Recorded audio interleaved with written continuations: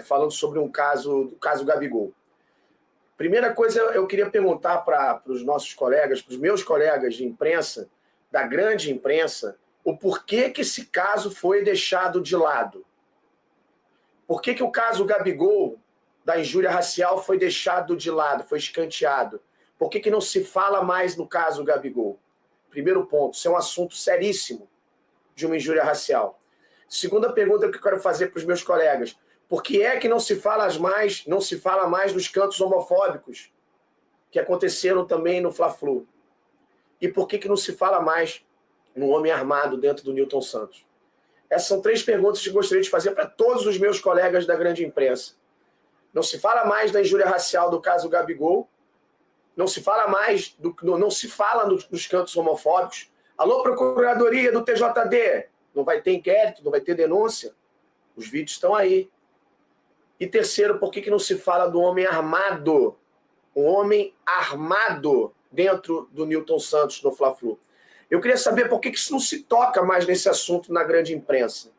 O que está acontecendo? Esse assunto não é sério o suficiente? Esses três tópicos não são sérios o suficiente para atrair a atenção do senhor André Rizek, que sapateou em cima dessa pauta sem ter provas, sapateou em cima da torcida do Fluminense sem ter um laudo pericial confiável, apenas naquilo que o Antônio Tabet falou?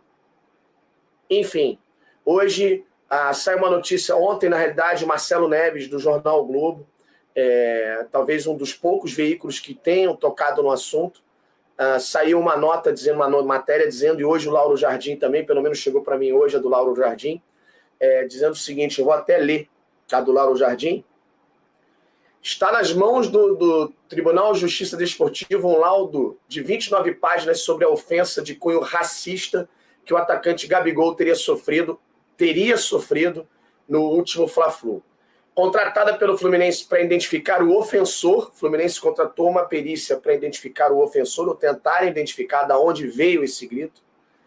Valéria Leal, uma perita do Instituto Forense Pro, concluiu, depois de uma semana elaborando o estudo, que não é possível encontrar o autor dos gritos e tampouco afirmar que foi dita a palavra macaco.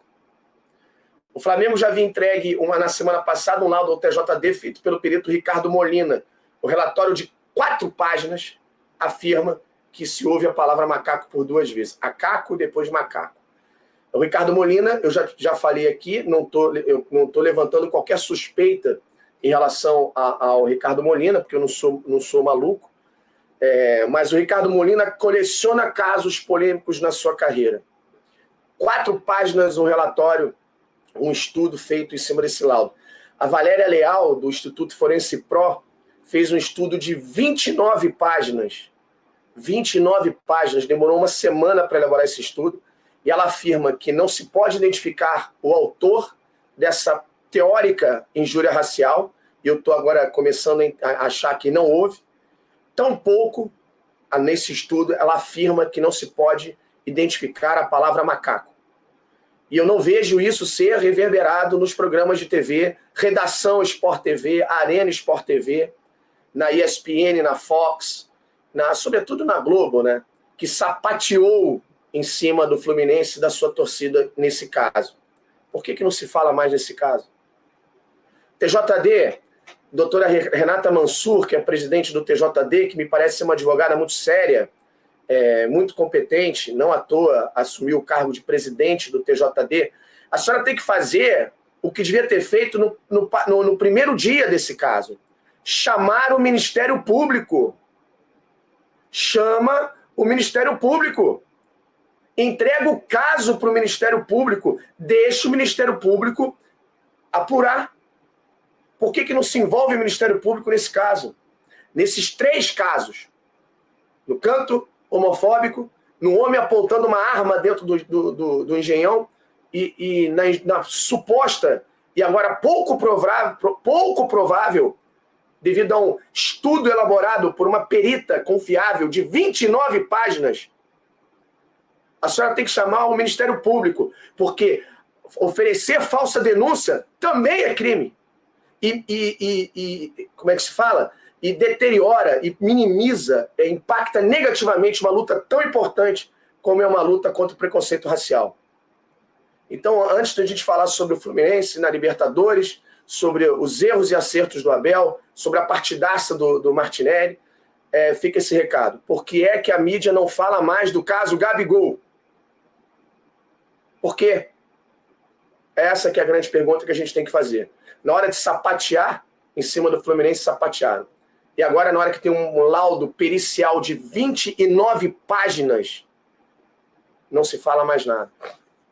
Então, essa é a grande questão. Chama o Ministério Público para apurar se houve a injúria ou se houve uma falsa denúncia. Porque é tão sério, tão grave quanto. É tão crime quanto.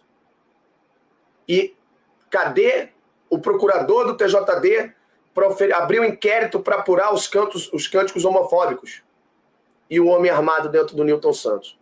A gente não vai deixar isso quieto, não.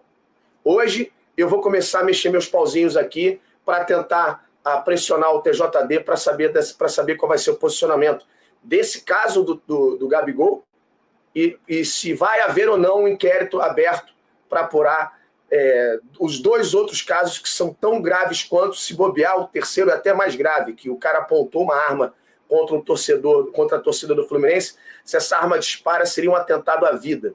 E a gente não vê a grande mídia falar mais nada. Será que é porque foi com o Fluminense? Bom, isto posto, meus queridos amigos,